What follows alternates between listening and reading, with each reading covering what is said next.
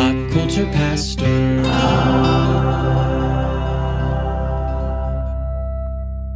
All right, Cody. Have you ever been suspended or lost a job from something you put on social media? Or been reprimanded? I guess I should expand. No. Okay. No. Like in-school suspension, you betcha, buddy. You got in-school suspensions? It happened once. What for? This is interesting stuff. This is good for the pod. What'd you do? I said probably you in the kid's name. And that's it. It is a much darker story. There's some missing context. And the fact that you don't want to tell us makes it seem bad. So it's not bad for me. I did not know the kid's history, but the kid saying the thing that he said, why would you say that if you have this history and then you get offended when I say probably you? Okay. Yeah, that literally is all I said, and I literally got a 1-day ISS. In 8th grade, I got suspended from school for a week because a guy I knew, his name was, you're going to love this if you're old enough to remember the comic strips, but his name was literally Andy Cap. He went by Andrew for obvious reasons. Nice dude. He went to high school with him. No cap? No cap. Now his name's cool. Back then, I don't think he liked it a whole lot. But in 8th grade, he did the thing that 8th grade boys often did, where we were coming back from lunch and he belched in my face and blew it. He did the thing. And I was just having a bad day and I kind of snapped. And so I got up and I grabbed him and kind of slung him towards the windows in our math room. And it cracked. It cracked a window. Now, the legend became I threw someone out of a second story window. Not true. Untrue. I haven't met this Andy Cap, so is he still with us? He is, as far as I know. But those middle school legends can just grow like that. Anyways, I got suspended from school for a week for just basically losing my temper on something that was just dumb. I was just having a bad day. It wasn't Andy's fault. It partially was. I mean, yeah.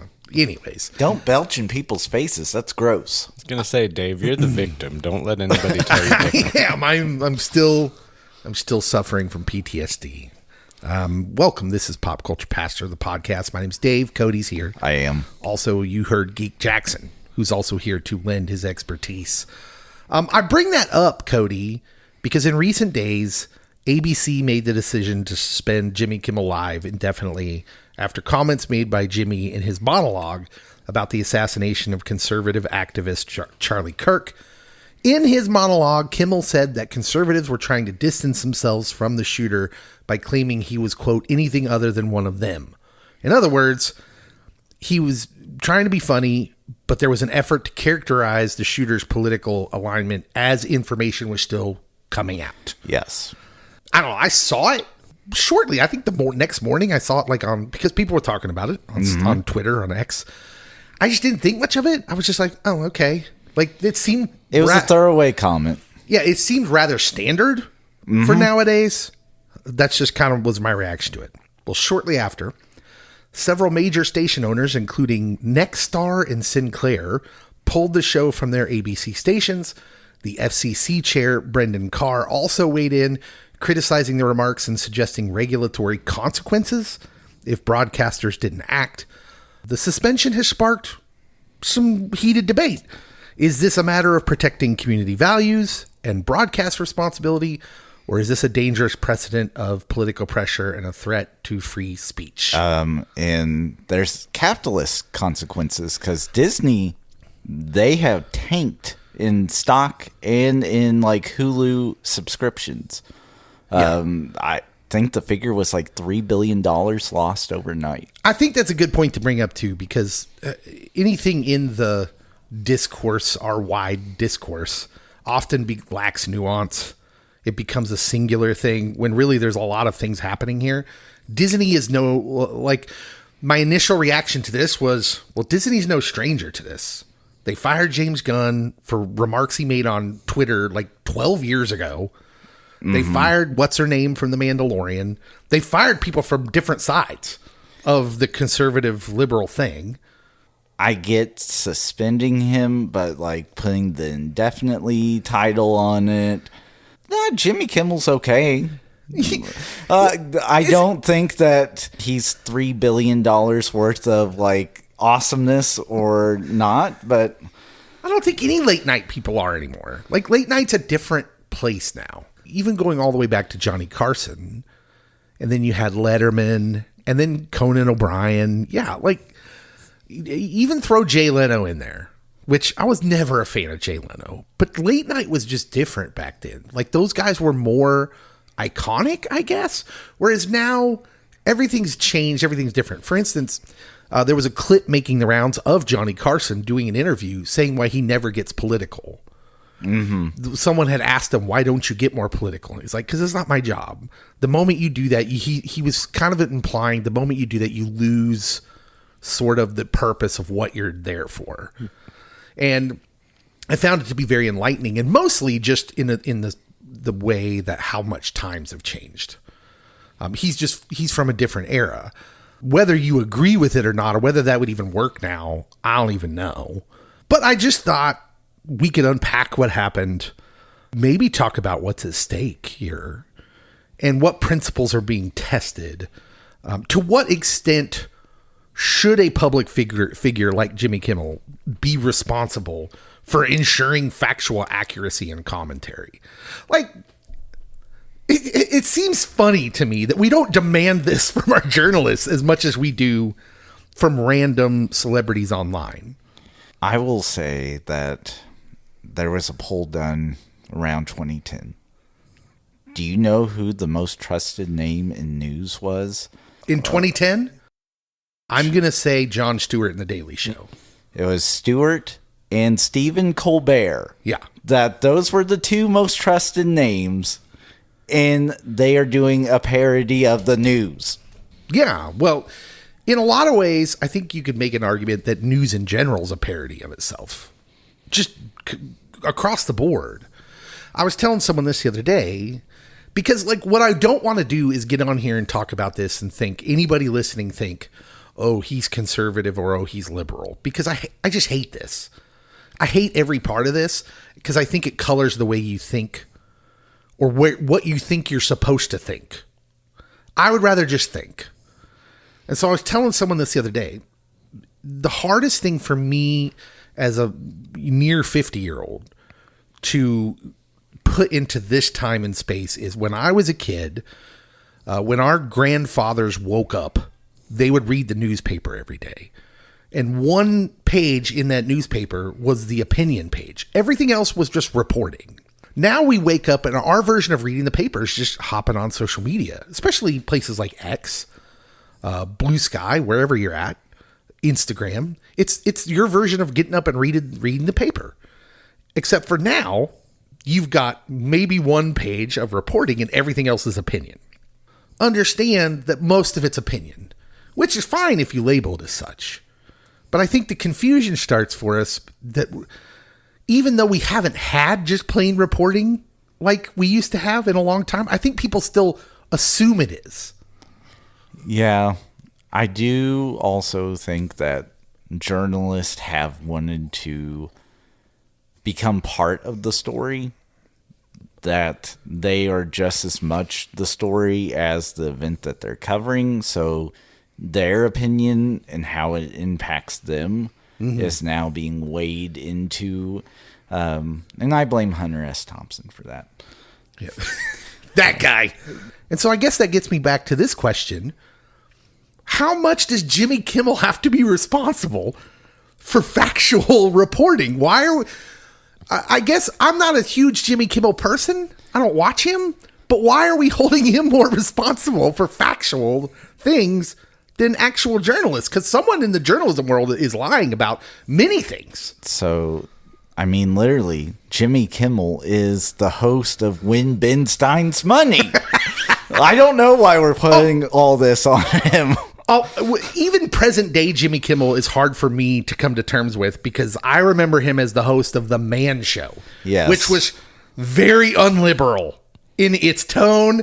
It was clearly meant to be satire and comedy, But the joke was that him and Adam Carolla were both like womanizing, chauvinist, like, I mean, for goodness sakes, they took breaks for women jumping on trampolines. Like that was part of this, one of the comedic bits of the show.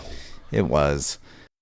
Yeah. So where it wasn't like it. I don't think it was that harsh of a thing, especially when you're doing a monologue bit, because that's when it happened, was during the monologue, if I'm not mistaken. Yeah. So yeah. Like, there's writers that wrote that. Jimmy Kimmel didn't come up with it on the spot. Right. Well, and that gets lost too. And the show's not recorded live. That was the other. Yeah. Yeah. So it happens. So basically those talk shows, they usually get recorded early afternoonish, and then they go on the air, whenever. So everyone saw it at 10:30 p.m. Central Standard Time, but it had probably been recorded early in the afternoon when even more of that information really wasn't out yet. And so there is, that's a pretty good observation as well. Where's the line between satire and comedy? I feel like if you're doing comedy, like if we're going to sit here and say what Dave Chappelle does is okay, or what South Park does is okay, but you're going to have a problem with what Jimmy Kimmel did, I find that strange, because he's still essentially, in very simple terms, what all of those three people, what those three groups are doing is they are taking real world things that sometimes are very serious, and they're trying to make you laugh, I guess. And I know Kimmel's had more pointed, it was more attacking, I suppose, but it's not like Chappelle's isn't. Yeah, the only difference is that there is a company that oversees and backs Kimmel's show, where Chappelle can do stand-up wherever. So capitalist Cody thinks this is all just because of corporate America. That's the problem here. Yep. You think it's, yeah. Okay, well... That's where I land. Okay, so this is a very fair thing, because my just snap initial reaction to it, of course, the political reaction is good riddance, from the conservative side, to the liberals, like, oh, this is an attack on First Amendment rights, blah, blah, blah. And like, again, there's bits of truth to both. There are. But of course they go way too extreme, because my initial reaction is like, dude, you work for a corporation. This is the problem with corporations. And anybody that's worked for a corporation will tell you this. They don't care about you. And they will use any way legally they have of putting you on leave or getting rid of you if you become hot water for them. So corporate America, long known for doing these sorts of things. And does that mean sometimes it seems kind of unfair? Well, sure. I've been fired and let go from a corporate entity for something I thought was pretty unfair. And then they went to court to deny me, unemployment that I had earned, like over the course of 3 years being loyal to that company. It happens. It does. For me, just a quick jump in is I've always used the saying of we have freedom of speech, not freedom of consequence. And so as somebody who has cheered when it's gone, I'll say, to the opposite side, I feel I can't really moan too loudly in this instance, but I think the concern is going to be the future applications of it. And if it's something that is decidedly one-sided, steered by one person, one group, things like that. So I think it's maybe Jimmy Kimmel is not, the spokesperson of our age. Nope. But is he the first domino to fall? And I mean, this is happening on a bigger scale than Jim Bob's podcast that is underneath 20 different labels that is owned by Disney, and Disney's like, well, we're not going to lose any money. Cut Jim Bob. But Jimmy Kimmel, I mean, he's on your biggest station every night during the week. I mean, the difference between Jim Bob and Jimmy, though, is that Jimmy's going to be just fine. Yes. Staying with Stephen Colbert. Like, I think it was hilarious that everybody's like, poor Stephen Colbert. Like, what do you mean, poor Stephen? Dude, someone else is going to pay him a ton of money. Not that he needs it. He's got tons of money. I want Stephen Colbert employed at all times. I mean, okay, if that makes you feel better. It does. He's a huge Lord of the Rings buff. Yeah. All right. Well, that's just our outside the political spectrum viewpoint on the whole Jimmy Kimmel. And you kind of have to talk about it because it's like the biggest thing in pop culture right now. All right. Let's get off of this. The real world can wait. It's time for a Be Kind Rewind, and we're going to talk about Remember the Titans. We'll be right back.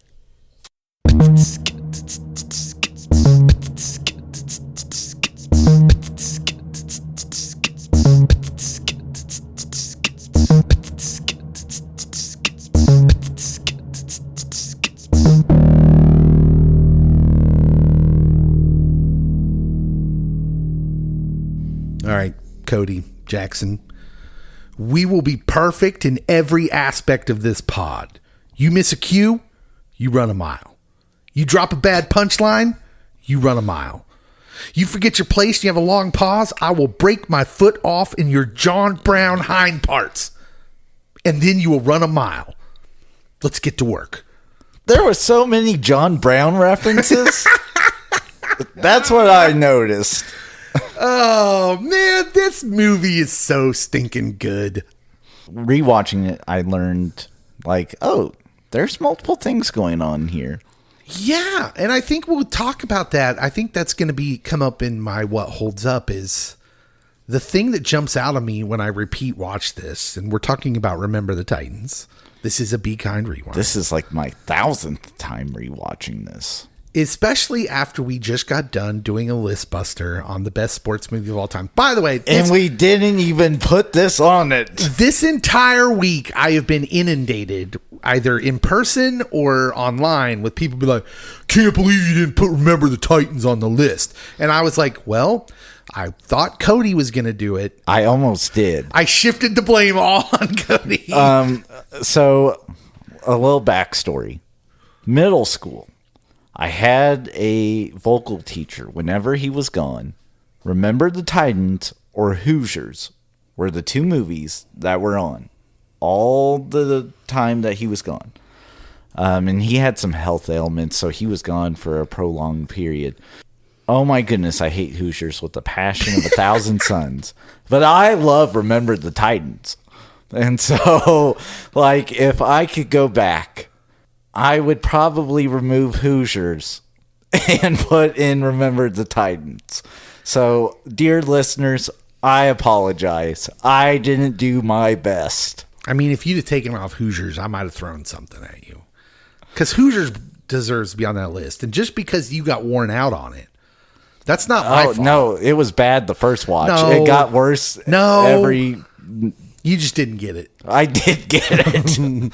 It wasn't Mean Gene's best work. I think Gene agreed. Gene Hackman thought it was going to not be popular at all, and he was wrong. But Remember the Titans, I think on rewatch, what I was going to say, what I think is so great about this movie is sports movies can be so simple, can be kind of paint by numbers, just maybe the main, focusing on like the sports team itself. Whereas this movie has lots of kind of complex threads and stories within the stories, lots of different plots going on. And I think it just works. It's just really, really good. And I was excited to be able to watch it again. Released in 2000, celebrating its 25th anniversary, directed by Boaz Yakin, produced by Jerry Bruckheimer, based loosely on the true story of T.C. Williams High School in Alexandria, Virginia in 1971. Of course, stars Denzel, peak Denzel. Denzel. Yeah, whatever. That ship has sailed. So he can say that's how his name is supposed to be pronounced, but he just let us call him Denzel for the last 30 years. So I'm calling him Denzel. I will call him by his Christian name. I knew you were going to do this. I knew this was going to be a problem. Nobody is. Anyways, Will Patton, who's in lots of Bruckheimer movies. Like Will Patton is like one of those Bruckheimer guys who plays Coach Yost. And breakout roles for Ryan Gosling, Wood Harris, Donald Faison, and Kate Bosworth, among many others. Ryan Hurst? I was going to say, no Gary Bertier love. Yeah, listen, Sons of Anarchy fans, I got it, okay? Ryan Hurst, too. You happy? Ethan Suplee? Ethan Suplee, this was not his breakout role. If his breakout role was in Mallrats as the guy who couldn't see the ship in the weird picture.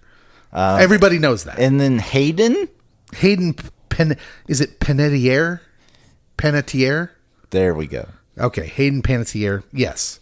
Probably. Although I don't think anybody would have said she's a breakout star. She steals the movie in a lot of places, but it wasn't until later on where she's like, oh, she's a star now with Heroes. That was her breakout. Save the cheerleader, save the world. She literally is the focal point in the storyteller of this movie. Yeah, but okay. She doesn't get like 80 roles after this. Define breakout role. The thing that made her famous. Yeah. Okay. I don't think this makes her all that famous. I think Heroes does way more of that. How dare you? Yeah, okay. Yeah, Well, then Ethan Suplee, this is his breakout role. Nah, I disagree. It's still Mallrats. I don't remember him even being in the movie. He couldn't see the sailboat.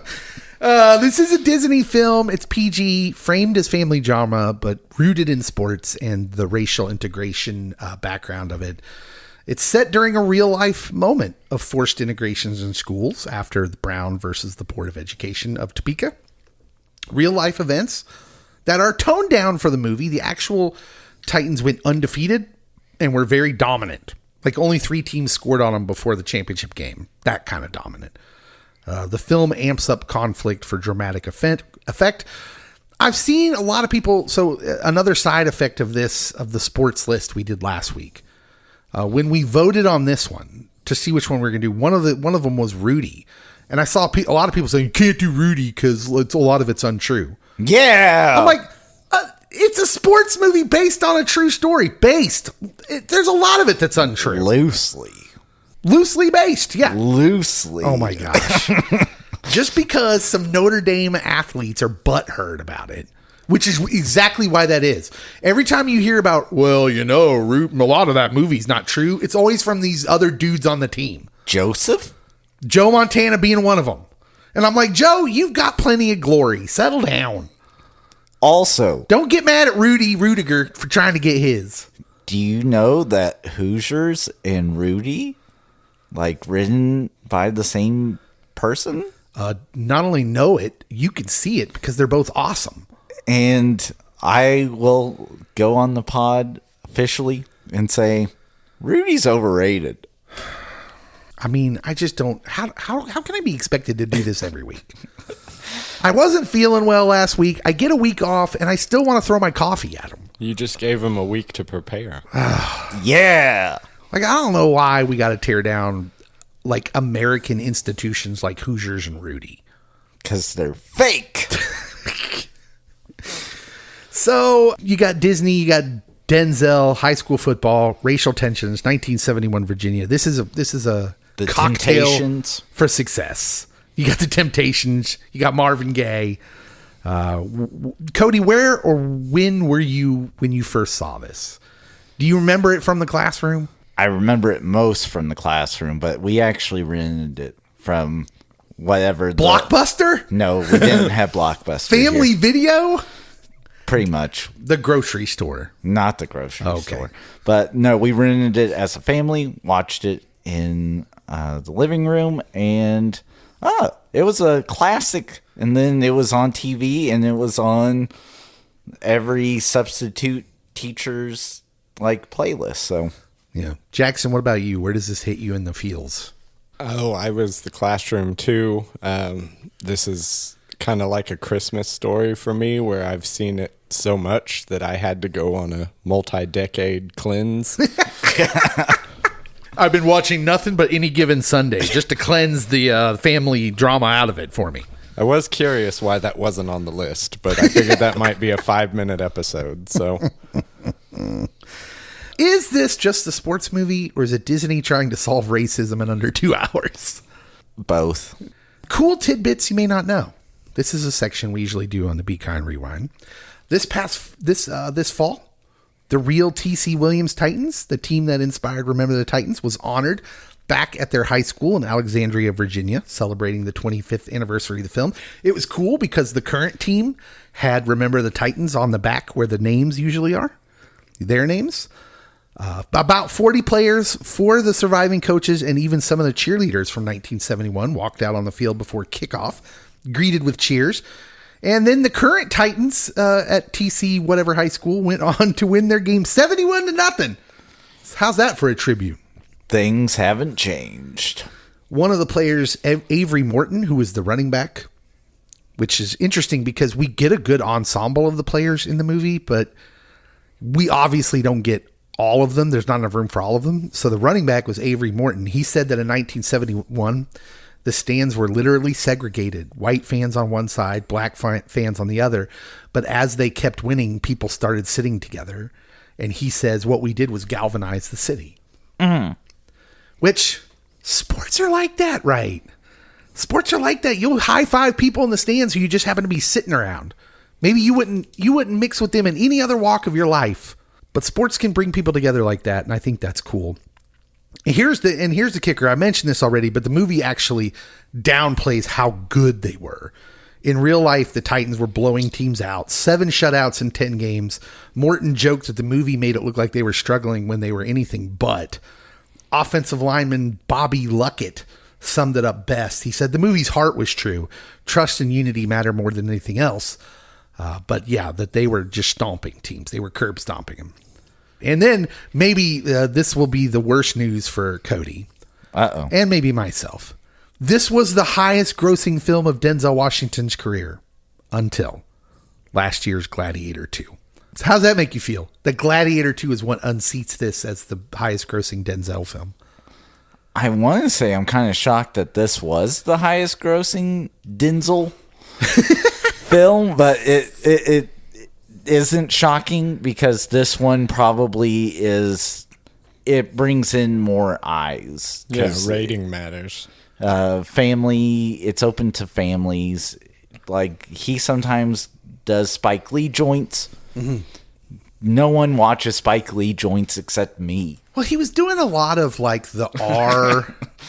Yeah, I'm going to walk right past that joke. Yeah.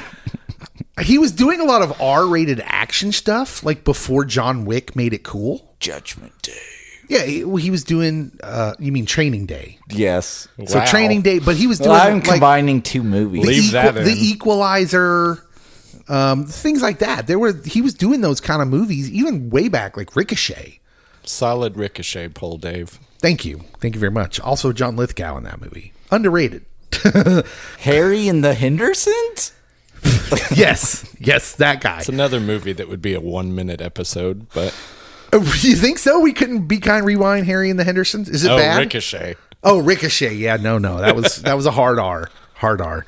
Did you know that Denzel was not the studio's first choice to play Coach Herman Boone? Wesley Snipes? That's a pretty good guess, but no. Ving Rhames. The studio couldn't afford his $12 million contract fee, so the producers had Lawrence Fishburne in mind. Larry? Yeah. Oh. And what happens is, as the story goes, Oh, thank goodness. They were meeting with Denzel about a different movie, and somebody slyly slipped him this script, and he loved it so much and wanted to do it that he kind of was aggressive and said, hey, I want to do this. Different, but good if you put Larry Fishburne in there. Yeah, I don't know. It still might be good. It's not Timeless, iconic. probably not. Yeah. But Denzel really elevates this into a different, rarefied air. Oh, Larry. Let's Muppetize the movie. Jackson, do you have any choices for your Muppetizing of the movie? I think I'm going to replace Denzel with You guys. Fozzie Bear. Oh, Fozzie gets to be Herman? Yeah. Okay. All right, I can see it. Oh, that's it? That's okay. pretty much it. That's all right. that needs to be said. I was just thinking of all his speeches said with the Fozzie accent. Waka, waka, waka. Who's your daddy, Gary? Who's your daddy, Waka? All right, Cody. I'm I'm keeping Petey. Donald Faison? Yes. Nice. So Is that because you love Scrubs? I do love Scrubs, and he gets to get yelled out by Muppets. Yeah, that would be good. So who's playing Coach Boone? I have Rolf. So Rolf yelling at Petey. Why is your hand up? I do want Yost to be played by the Swedish Chef. Really undercuts some dramatic tension. Yeah, right. Like all I can see now is the Swedish Chef in that like really tense moment when he's just gone out and told the ref that he's going to out him in the papers. He gets back to the sideline and goes, Borscht. Not another yard. Except in Swedish Chef. Yes. Also, I'm just thinking about the scene with Coach Boone and Coach Yost where they're talking about, like, don't be coddling these boys. And why is it you only coddle this one and not Sunshine and Bertier? And yeah. That scene would be epic with Muppets. Since you brought it up, let's not even wait to talk about what holds up. There's so many moments with just two characters that have a lot to say, that are really deep. And pretty much all of the scenes with Yost and Boone. And I actually got to hear Herman Boone talk about this and about how close and how much he loved Coach Yost. And I think the movie just gets this so well, is that both of these men are teaching, even like when you could have made Boone look like the hero of the story. There's even the part near the end where Yost kind of chastises him, and then he struggles with it. And he's at home with his wife. He's like, do you think my ambition led us to this? Like, do you think I'm too involved? And his wife says, whatever ambition it was that got it to this point was good. And I think, man, that's a great way. She's not even saying, yes, you did good things all the time. She's just saying, well, it got you here. That's good. But she's sort of, what she's not saying is, yeah, now cut it out. Like, now get away from it. But anyways, that was just an aside. I also do have Beaker being Gary. Meet me, strong side. And then Julius Campbell will be played by Gonzo. Yeah, of course. I'll have Kermit be Ryan Gosling's character. So then I can yell at Kermit nonstop. My son was all city 3 times. Kermit? All right. I wanted to go in a completely different direction. Like, I thought this was a good chance to really do something like Fever Dreamish, like a Muppet movie that was just really away from the source material while still being it. So the Muppets Remember the Titans. I'm keeping Hayden Panettiere, but she has to play her kid self as herself now. So 25 years later, she has to play herself as a kid. So she's still out there like bossing around Muppets. Yeah. But with that kid energy. Coach Boone, I've got Kermit because he's the only one who could give a motivational speech and somehow make all that chaos feel inspiring. Sunshine, Gonzo. Give him some blonde flowing hair. He's got the outsider vibe. He's also got the I'm just going to sling this football my way confidence. That's Gonzo energy. And now for the ridiculous part.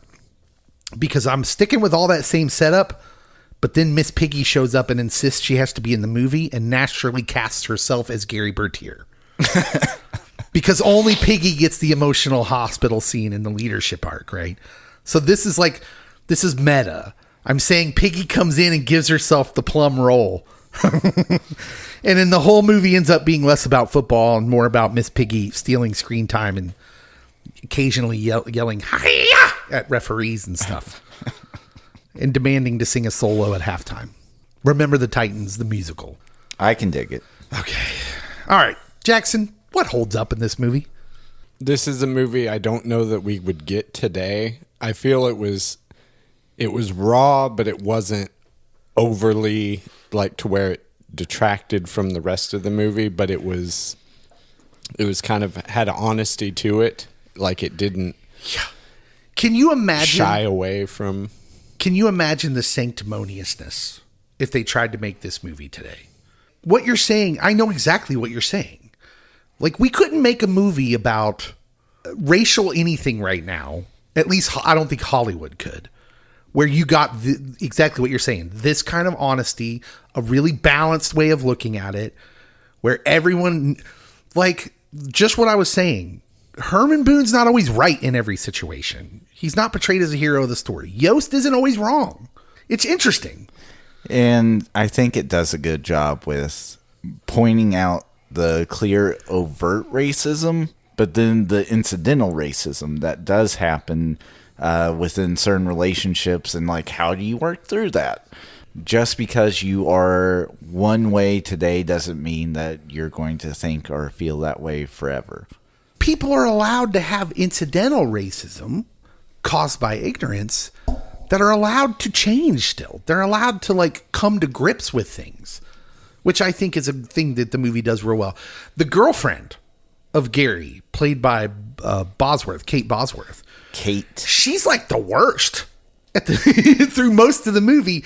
And then at the end, I forgot she said this, because in my memory of the movie is she comes back around to be nice and come back to Gerry right before his accident. So you don't get to see where it plays out. But she says something really interesting. It's going to take me longer than you. And I just thought, man, some screenwriter was on their stuff that day. Are you kidding? Like, that's a really prescient thing to say of, like, I'm getting there, but I'm not there yet. She did meet Julius, though. Yeah. And then you had Ray, and there was no salvaging Ray. No. I'd love to know what happened to Ray, or if he's even based on a real character. Or I was going to say, how does it feel to be the guy Ray's based on? Yeah, I wonder if that's like one of the dramatized bits, or if there's an actual guy out there who's like, I hate that movie. Forget that movie. Cody, what holds up for you? This is going to be a shocker, but it's the cast. Oh, gosh. Well, do you mean the whole cast? Or because, like, what I have on my list is the ensemble of the team. I was going the whole cast. Okay. So just taking up all those picks. Yep. Got it. I do it every time. But, I mean, even the kids that are supposed to be the coach's children, they don't ruin the movie with, like, because sometimes you get children actors and it's like, okay, this is rough. Looking at you, Haley Joel Osment. Those kids acted well. The team, like, you honestly believe that all these guys learned how to do football together and that they were best friends on and off the field. Yeah. By the end of it. And then, of course, you have some big stars in this. I do like learned how to do football, by the way. That's a unique way to say it. Watching Ryan Gosling, He felt did not learn how to do football. that he tried to learn how to do football. How, by the way, deep cut, but how hilarious is it when they're being forced to, like, learn about each other, and Ryan Gosling's dancing to, like, they're going to put you in the movies. And I'm like, that's true. They are. Yeah. That worked out well. But yeah, he's terrible at football. Just terrible. Well, and the dad cites the newspaper. He's like, player of the week 3 times. Yep. I'm like, in your yokel newspaper. Alexandria, Virginia. Put some respect on that. Represent. We just lost all those listeners. My bad. Denzel, his peak in this. I don't know why the dude who plays Yost isn't in more things. He's just kind of seems in everything. That's what I felt. That he's just there in everything. He just might not be the lead. But he's in a ton of Bruckheimer stuff, which is interesting to me. I feel like he should be in other people's movies, but I mean, maybe he's in other stuff. He was in Yellowstone. Yeah, he as the one dude's real dad. He's in No Way Out with Costner. He was in one of the Punishers, the Thomas Jane Punisher. Yep. He's in Entrapment with Sean Connery. Mothman Prophecies. The Postman. Oh, yeah. The Costner post-apocalyptic movie, The Postman. Yeah. Halloween 2018. He's in the new Costner. The Horizon movie. Maybe him, Jerry, and Kevin are all buds. Seems like they're at least friends, yeah. Who else is in this movie? Everyone's in this movie, Dave. We already mentioned Ethan Suplee. Kip Pardue. Yeah, a lot of the young guys get their first taste. Like, beyond Gosling, you've also got Ryan Hurst, who played Bertier, and Wood Harris. They've been in bunches of stuff. Hayden Panettiere. I'm going to struggle with that name the whole pod. Just call her Hayden. Yeah, she's going to be on Heroes. That's going to be the big thing for her. Donald Faison, of course, in Scrubs and Clueless and lots of things. And Kip Pardue was big for like 10 minutes. Whatever happened to that? I feel like Kip Pardue, they were trying to make him the next leading man. And then I haven't seen him in a long time. He was in Hostel Part 3. There you go. obviously, first movie that came to mind. He's still giving it a go. Man, he's in all these like lesser known. I remember him in a Sylvester Stallone IndyCar movie, and that's it. That was going to be the Driven. big one, right? The one where that was going to be his breakout role. They were going to put him in the movies and make a big star out of him. Loggerheads. He's in Whatever It Takes. Same year this one comes out, which was like a teen-driven type of movie. Hostel Part 2. Also was he in Hostel Part 1? Why is he in Part 2 and Part 3? I haven't gotten to that point yet. Kate Bosworth, this was her big introduction. She ends up being in a Superman movie as Lois Lane. That's probably her biggest role, right? Yeah, the one nobody remembers. Yeah, that makes me feel bad for her, although remembering that movie and her as Lois Lane, not that bad. Well, I told Cody this. I was just surprised by Donald Faison because he was in Clueless, and I think that was like 96, and then this one comes along, and he's one of those, he didn't feel like an adult playing a high school kid that some of those guys did. He still seems awfully old. So, true question, or serious question, I should say. Mm-hmm. Is he like Enrique Iglesias for you? Once he gets rid of the mole, the talent goes away. Did he get rid of his mole? Oh, yeah. He got rid of it while halfway through Scrubs. Interesting. Well, I didn't watch Scrubs or anything he did after, so I guess in a roundabout way, yes. I'm not following Enrique Iglesias. Surprising, I know. What? But I would imagine I would have been nervous that was the source of his power. You strike me more as a Julio man. So. Wonder why you get that removed. Is that like for safety purposes? Like you don't want that to become cancerous, or is that all aesthetic? I would say with Donald, I feel it was aesthetic. Okay. I'm just curious. Jump on the Google machine, Cody. Do you guys have anything else that holds up? I mean, we could spend another 20 minutes talking about Donald Faison and Enrique Iglesias' moles. I mean, the whole movie? Do you have anything specific about the movie that holds up for you? Well, we talked about my favorite scene, so I'm good. The music's great. The soundtrack, really, this is one of those movies where when someone reminds you of Remember the Titans, you immediately think of the music, and it immediately takes you to that time frame. To me, that's just someone who is doing their job. The people that pick the songs for the movies, I don't even know what that person's title is, but whoever it is knocked it out of the park with this movie. It's James Gunn. Could have been James Gunn, and I would have believed you. We talked about the ensemble cast. I had it just of the team. They seem believable. They seem like they're teenagers really going through this, and they act like teenagers that would be playing sports together. I've been around some of those teenagers. It was very good. We talked about the complex multiple plots that some sports movies can be pretty paint by numbers, pretty simple. And this one has a lot of moving parts, which is good. The training camp scenes are, I think, my favorite in the whole movie. I think they're the best. And that kind of everything revolves around that in this movie, in my opinion. Nice. What doesn't hold up? Well, I had something in mind, but I may come back to it later. I think for me, and this is maybe nitpicking, I don't know that the on-field action is anything to write home about. I think it's a movie where it's like you're you follow the drama and you go with the characters, and then you got to sit through the football part because Yeah. Football's hard. Well, in high school, football can be a bit rough to watch on its own, even though this is supposed to be top tier AAA Like, football. name me a football movie that you remember as being like, oh, those football scenes looked real. Waterboy. I was gonna go with The Dark Knight, or no, The Dark Knight Dark Knight Rises. Rises. When the field drops into the hole.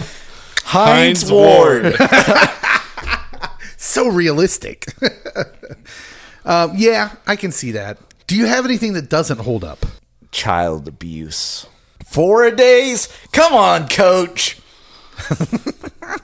It's a difference of the times. Yeah. But, like, you couldn't do those shenanigans. He says one line in particular that is a definitely old headism that you would get fired immediately if you said today. Water is for the weak. Oh, yeah. I'm like, oh, this guy's going to die on the field. That's the thing, like, football coaches used to say back in the 70s and 80s that they'd get in trouble for now. But yeah, I'm with you probably on that. I thought you were talking about when he flicks the girl when she says, "Why are you wearing that?" No, I didn't have beef with that. So what doesn't hold up? Racism, still relevant, obviously, in the world we live in. Is this the we solved it in 2 weeks of training camp version of this? Is it a little too tidy? I'll say yes and no, because I did like when they come back, it's still the real world. It's like, yes, we have a better understanding of each other, but the world didn't change while we were away. And now it's, okay, you have this feeling, these things, but these people who are in your inner circle do not. And how do you deal with that? Gary getting ready to go meet up with Julius, and then mom's like, no, you're coming to church. And then Julius is upset with Gary, and he's like, I knew you weren't ever going to hang out with me outside of training camp. I think that's a good answer. Here. I also do feel there was probably a few more Rays.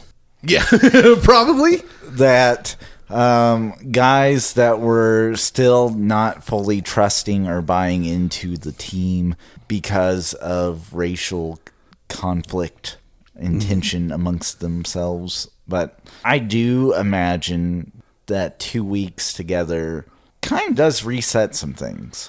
Yeah.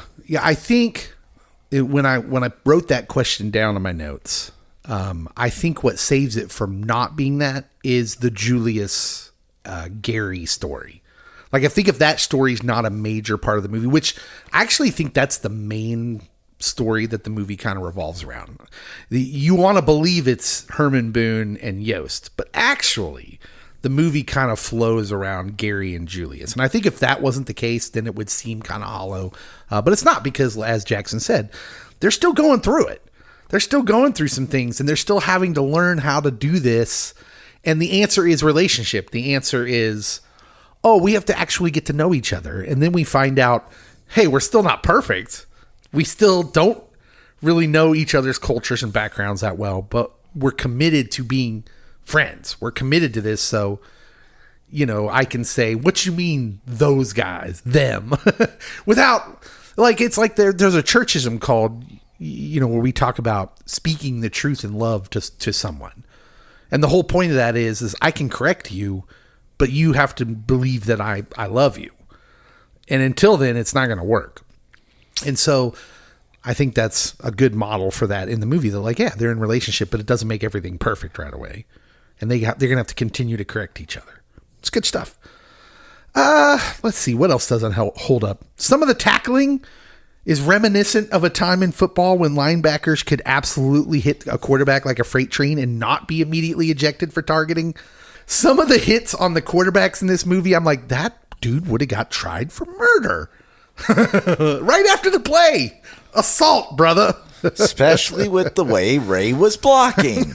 Or not blocking in this case. Cody, which character would you be? Not Ray. Well, let's hope not. That is your middle name. It is. No way. It is. Cody, your name is Cody Ray? You betcha. I'm never not calling you Cody Ray now. It's between Rev and Sunshine. I'm probably Ronnie Bass. Of course you are. Cody, when I think of Cody, I think California, flowing locks. Absolutely. Chicks adore him. Doing Tai Chi in the front yard. A little bit more cultured than some of your local yokels. Yeah, I know where you're going with it. I thought about Sunshine Ronnie Bass. Otherwise, I was going to have to be Alan and be like, I'm not good enough. Put me on the bench. I would have said Alan. I was going to say, I had Allen. Now I'll have to pivot because I'm a liability on the field, too. Jackson, who would you be? Well, now that I can't be Allen because Cody stole that from me in the last minute, I Coach would... Herman Boone. That's appropriation. I'll go with Yost because I Yost. feel like I'm somebody that, and I'm probably cherry picking with his character a little bit, but you know, I want things to be right and I want them to be fair, and I'm somebody that doesn't mind maybe calling things out that I don't feel are that way. The character of Yost is great too because you get to watch him in real time deal with like white privilege, for instance. And not making the Hall of Fame. Yeah, well, I mean, again, you see him get to deal with privilege in real time and how that's warped his thinking. It's good stuff. Not that you're privileged, Jackson. Not at all. I'd be Louis Lastic. Oh, I thought you were going to say Hayden's character. Why would I be her? Just yelling at people for not doing their job. don't You've been yell at known people. to kick people in the shin. I'm not the star quarterback. I'm not the inspirational coach. I'm the big guy who gets so nervous that everyone else is fighting that I try to break the tension with a joke or singing a Motown song. And I just want everyone to get along. That's basically that. And then I underplay like I'm probably not smart enough for this. So I'm not out there running touchdowns, but I'm gonna make sure the good vibes keep on coming. That's me. Nice. Pastor's Corner, deeper themes, lots of them in this movie. What do you think? I'll let you take it. Oh, okay. First, the leadership styles, the conflict between leadership styles. You got Boone's tough love versus Yost's steady respect. And I love the place they get to where leadership is not about being totalitarian. We get this wrong sometimes in leadership settings where we think we have to, if we're the leader, we have to be the one and only one who has influence. And what they learn in this movie is like, no. We have two different leadership styles, but it's actually when we mesh these that it works out really, really well. And so together, these two characters model complementing strengths, which I think is cool. There's faith undertones. They're not super overt, but there's a lot of language of sacrifice that Boone uses. And we will be perfect, which is, he's kind of echoing biblical calls to higher standards. My dear friend Julius also will say an awesome speech about no one is perfect, but we keep trying to be perfect, and we're perfect together. Yeah. But I think the biggest one for me, and this is the one that I really wanted to talk about, I want to talk about Gerry and Julius, because if Remember the Titans has like a central heartbeat, it's their story, like I've said. We talk about this a lot. Humanity has its favorite stories that it tells over and over. One of them, Joseph Campbell called The Hero's Journey, which is pretty simple. We've talked about the hero's journey a lot. But another one that we don't talk about a lot, and maybe the one that hits just as deeply, is what I would call enemies to friends. Humans love that arc. Two people who are wildly different backgrounds or cultures, they start off at odds, maybe even despising each other, only to find trust, respect, and eventually love. That's exactly what we see in Gerry and Julius. At the start, they're clashing constantly. Gary's the white team captain. Julius is the black leader. They bump heads. They're fighting literally in their dorm room. But as the story unfolds, they move from confrontation to conversation, from suspicion to trust, until in one of the most powerful moments of the film, not to spoil a 30-year-old movie, but a 25-year-old movie, there's the scene in the hospital where Gary's there and Julius comes in and the nurse says, "Oh, this is the only families allowed in here." And Gerry says, "Are you blind?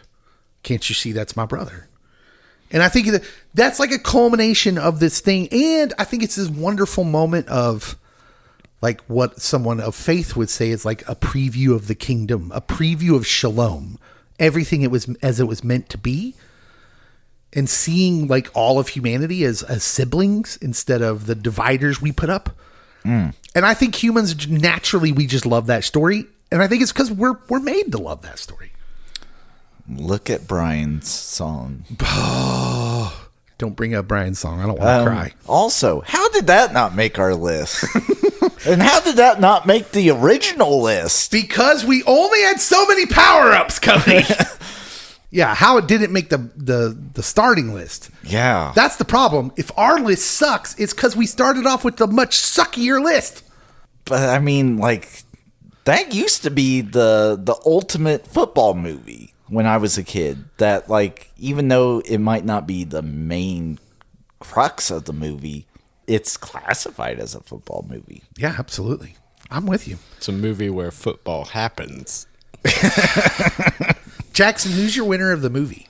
I mean, he's the winner in pretty much every movie he's in, but really it's Denzel because he's the person who, I mean, he's front and center on all the promotional material. He's the guy that when people talk about this movie and they're not talking about Ryan Gosling's coverage ability, he's the one they go back to, and, you know, he's got all the quotable lines and speeches, and he's kind of your cookie cutter high school football coach. He's the coach everybody aspires to be. Yeah. Cody? Ryan Hurst. Opie. The actor who plays Gary Bertier. Yes. Yeah. Opie is his Sons of Anarchy character. Please tell me why Ryan Hurst is the winner. I don't think that's a wrong answer, by the way. I mean, honestly, I feel it has to be between him and Wood Harris. Like, if I could do I would say it's them because they literally shine in this movie, that their characters move the story along significantly while Denzel has his, like, oh, this town's racist, and are we going to survive this, and am I going to keep my job? The actual kids and the football team, those two guys carry the heavy story arc, and he does a great job after the accident. You see the emotions, you feel it for him, and so yeah, I'm going Ryan Hurst, although I don't need to watch him or hear him die or read about him dying anytime soon. On Sons, it was too much. Yeah, Ryan Hurst and Wood Harris both, I think, are perfectly good picks. I went with Denzel just because this is peak Denzel. He takes this role and he just owns every scene. Speeches, the stare downs, even in like his quiet, like contemplative moments. This is the Denzel that people still quote after 25 years. Like, this movie, so quoted when it comes to Denzel. But I got to give a close runner-up to the real Herman Boone, who I met and was a wonderful, kind dude. I got to spend an hour with him because I was driving, not cabs, but like the town cars they would pick up people in the airport in. He had a meeting in Lawrence, Kansas. I worked for this company, and so I got to spend an hour with Herman Boone. And just a nice dude. He was wearing a Remember the Titans cap, and he was like really eager to talk about it. And so he was just really cool. So I would give him a close runner-up because what greater honor in life could you possibly have than have peak Denzel play you? And almost have Lawrence Fishburne play you. Yeah, when Lawrence Fishburne is the guy you're glad didn't get the part, that's saying something. So since you have met this person, yes, which of the two actors do you think is closer to his demeanor? Lawrence Fishburne. Denzel actually talks about this. He says he didn't want to imitate him. He said he wanted to, so he hangs around him while he's still, because Herman's still coaching when they're making this movie. And so he hangs around their practices and he just wants to get what he's passionate about right. But it would be a Denzel-ish version of Herman Boone. He didn't just want to do a bad imitation, which I thought was kind of cool. So, Nice. yeah, Herman Boone actually not like that character. Larry Fishburne probably would have been much more like him. Who's the loser of the movie, Jackson? Ray. Gosh, that's an easy answer, isn't it? Ray, the character, played by Burgess Jenkins, who is a recognizable guy. He's been in quite a few things. Been in some Hallmark movies. I was gonna say, I feel like this was a role he wasn't really gonna be able to run with, because it's like, you're really good at being really racist. What a thankless, by the way, what a thankless role. You imagine that, getting that as your first role. One of your first, especially your first big break, be like, well, I'm kind of a punk. I'm kind of the worst. I might have to watch one of these Hallmark movies and see if it's really jarring. Cody, who's your loser of the movie? Alan Bosley, a.k.a. Ryan Gosling. Because he gets burnt to a toasty crunch left and right. Awful in coverage. Yep. Like, I don't know how he was all city. Yeah. I'm going to be even more specific. My loser of the movie is Ryan Gosling's defense. I mean, here's a guy who went on to be literally Knuff in Barbie.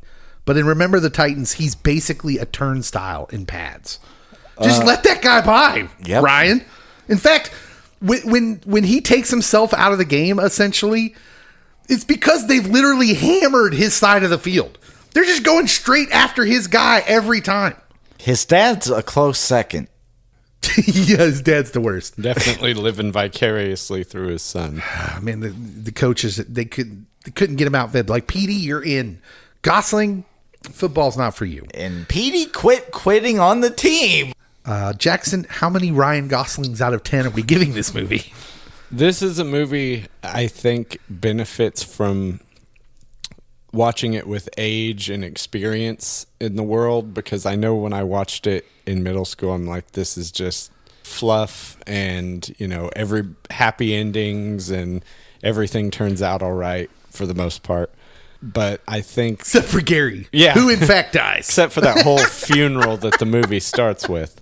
But I think watching with age and experience, you develop a better appreciation for it, and it's just a good time. You know, it's got enough of the time and enough of the issues to not feel underserved, but it's a nice time. I was worried about going back to it and feeling a lot of those old feelings of this is just going to be Hallmark schmoz, and Yeah. it's just a nice quality film. Yeah. Let's go 8. Yeah. Cody, give it a rating, and also answer, is this the best Disney sports movie? Because Disney's made quite a few. Mighty Ducks exist. And all the Air Buds exist. Gosh. And Brink exists. Take it seriously, man. This probably has the most to say for a Disney sports movie. That is how I'll word it. And in middle school, I knew this was good. And today I am reaffirmed that it is good. I've always just been good at picking movies. So I'll also go an 8. I'm going to give it a 9. It just really holds up for me. I think it gets better with age as well for me. It's so easy to be over preachy, to go over that line. And I think it's just saved again and again by like these internal acting and stories between the individual characters. I think it's just really good. I think it's the best, easily the best sports movie Disney's done. Miracle comes pretty close. That's also a good movie. And yes, I love the Mighty Ducks, but let's be honest, those are not cinematic classics. What? I don't know. D2 hits me in a lot of places. It hits me in places that hurt. Okay.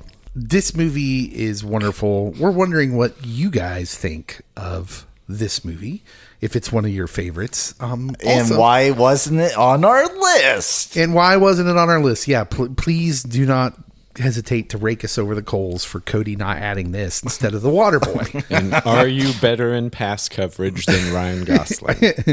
And I want to end this because the world is a chaotic place. We're going to end it with a quote from the movie because I think there's wisdom in it for us. And it's this is from Herman Boone's speech at Gettysburg.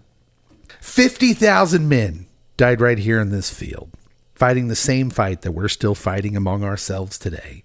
This green field right here, painted red, bubbling with the blood of young boys, smoke and hot lead pouring right through their bodies. Listen to their souls, men. I killed my brother with malice in my heart. Hatred destroyed my family. You listen, and you take a lesson from the dead. If we don't come together right now on this hallowed ground, we too will be destroyed just like they were. I don't care if you like each other or not, but you will respect each other. And maybe, just maybe, I don't know, maybe we'll get good at this podcasting thing. I changed the last part. Why'd you get quiet? Because you said you wanted to end the pod with this. I was in the moment, and then you threw the podcasting thing. I'm like, not remembering that from the movie. I can't end it that dramatically. I don't take anything seriously. You remember the part where I said that? Nope. No. Well, I said it at some point. Hey, we love you guys. Thank you for listening. We'll see you next week.